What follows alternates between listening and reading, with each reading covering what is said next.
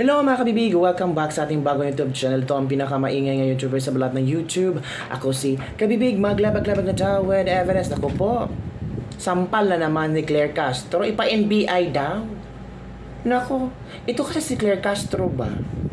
Kung ano-ano lang talagang lumalabas sa bibig niya. Dahil sa video ni Zaldico, sabi ni Claire Castro, sa nakikita po natin na mga pag-iba-iba ng kanyang mga imahe, hindi mawawala sa isipan kung siya man yun o hindi. Sinagot siya ni Senator Robin Padilla. Yan na. Sinagot ka na ni Senator Robin Padilla, ha?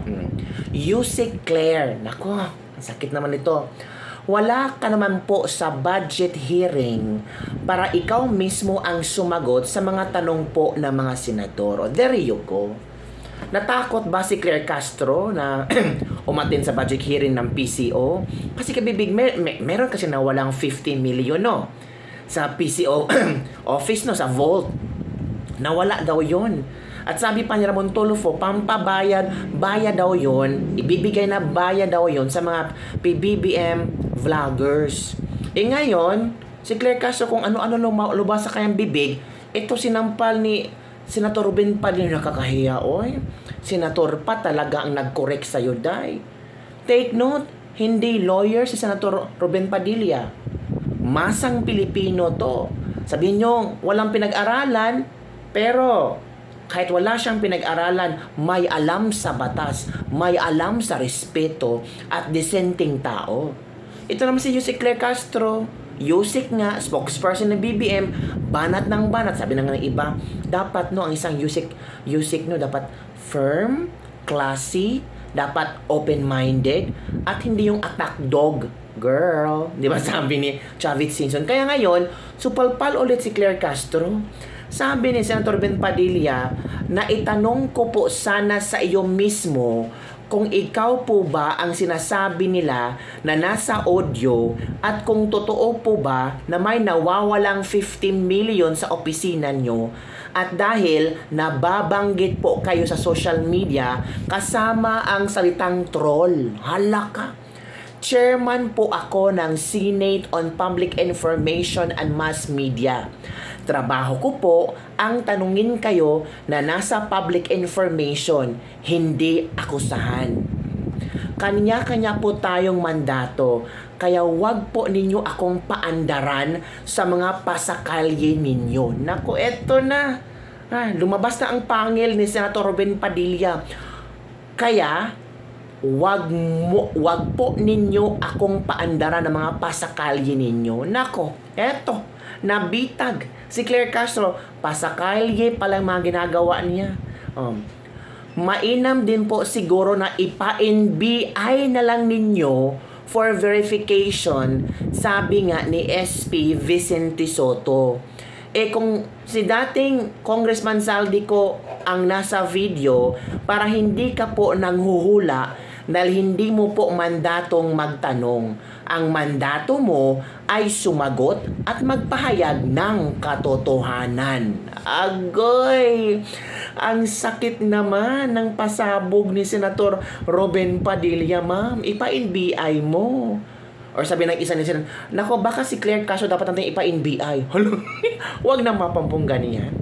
So far, tahimik lang ito si Senator Robin Padilla, pero kanyang pinanindigan ang pagiging chairman ng Senate on Public Information and Mass Media. At itong statement ni Claire Castro ba na sa nakikita po natin na mga paiba-iba ang kanyang imahe, hindi mawawala sa isipan kung siya man yun o hindi. Parang sinasabi ni Senator Robin Padilla, ma'am, PCO, Yusek ka.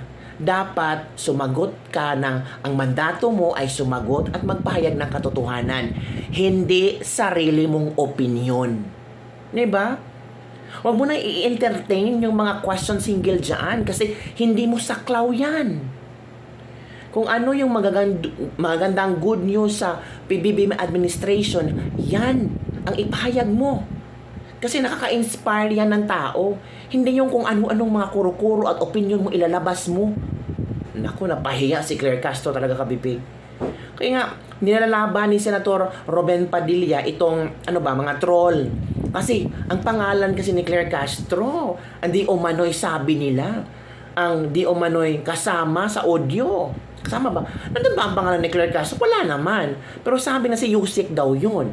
Naku po, mga kabibig. Pero parang puro na lang bad timing ang mga pasabog ni Claire Castro ngayon ha. Puro negatibong impact sa kanyang imahe ngayon ha.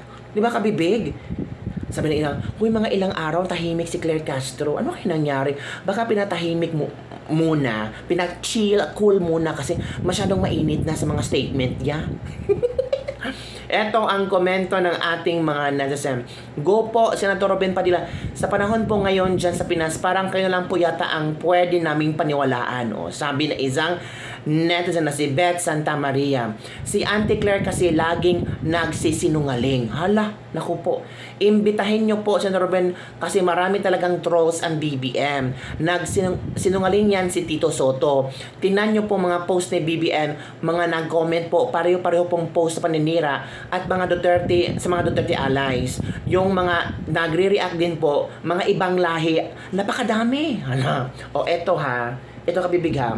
Meron ako nakita na video ni Congressman Marcoleta. Hindi yung senador ha, Congressman Marcoleta, kung saan he discussed about fake news, about troll farms. Watch this video.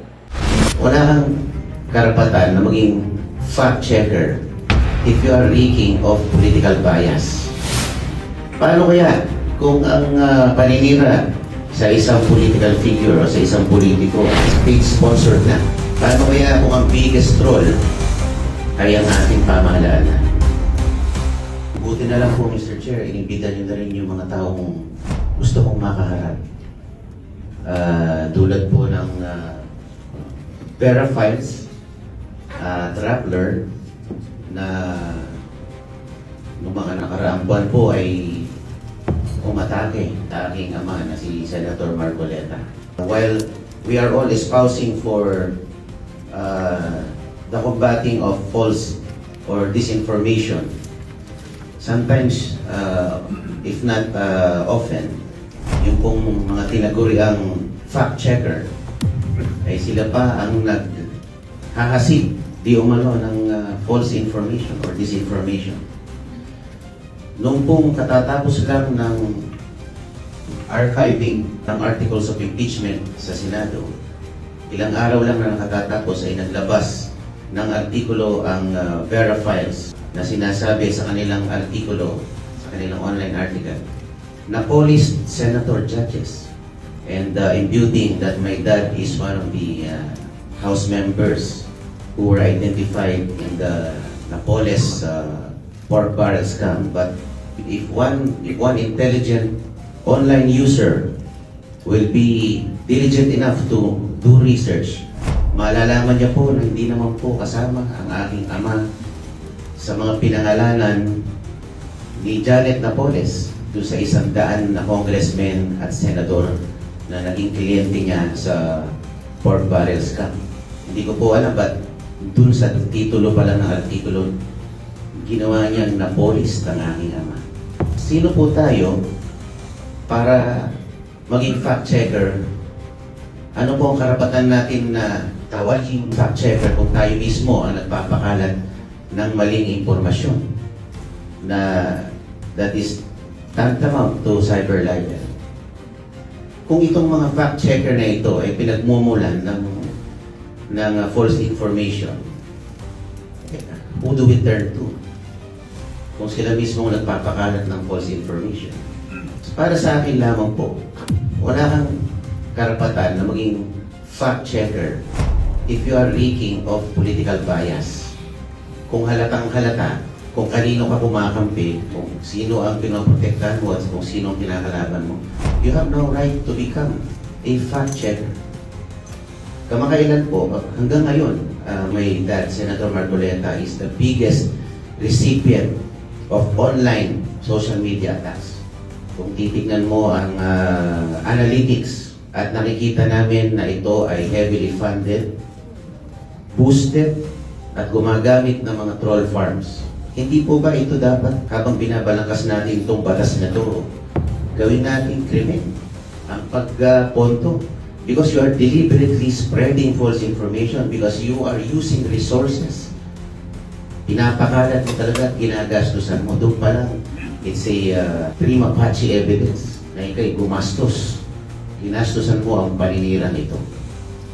At tanong ko rin po sa kapulungan, paano kaya kung ang paninira sa isang political figure o sa isang politiko ay state-sponsored na?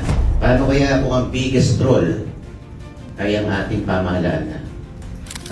Ibig sabihin ba, just because it's an editorial piece, pwede na kayong maglagay ng mga mali-maling impormasyon doon na na-police, di umano ang aking ama. Doon pa lang mali na kayo, doon pa lang sa inyong headline. Kung sana, if you are really a fact-checker, you should have done diligent research para alamin that then Congressman Dante Marcoleta was clear. He was excluded from any liability in the notices of disallowance. Dahil ba ito editorial piece, pwede kayo magkamali at i-twist ang informasyon and present only half-truths. Hindi ganon. Hindi po ganon ang training ng isang totoong journalista. Kung kayo ay biased para sa katotohanan, dapat pawang katotohanan lang inilalabas nyo maging sa paglabas ng mga editorial pieces. O, yun na kabibig. Diba ang sakit, oy? Left and right talaga ang pagsampa sa katotohanan ba ni Senator Ruben Padilla kay Claire Castro. Kaya, Madam Claire Castro, ang sabi ni ang sabi ni Senator Ruben Padilla, ito ha, ang mandato mo po ay sumagot at magpahayag ng katotohanan. Huwag niyo po akong paandaran ng mga pasakalye ninyo. Yan. Mainam sana kung nag-attend kayo sa budget hearing ng PCO para matanong po namin kayo at masagot po ninyo kami at mabigyan po ng linaw. Yun, kabibig. So, ano ang iyong komento hinggil dito mga kabibig? Don't forget to like, subscribe, and share this video para sa mga latest trending news nating pag-usap-usapan. Grabe si Claire Castro. Parang ano na ba? Parang malapit na talagang sabi na iba, tanggalin na si Claire. Ay, parang mas lalong pumangit si BBM. Hala ka! Ano sa palagay ko, kabibig? Don't forget to like, subscribe, and share this video. Bye everyone! See you next time!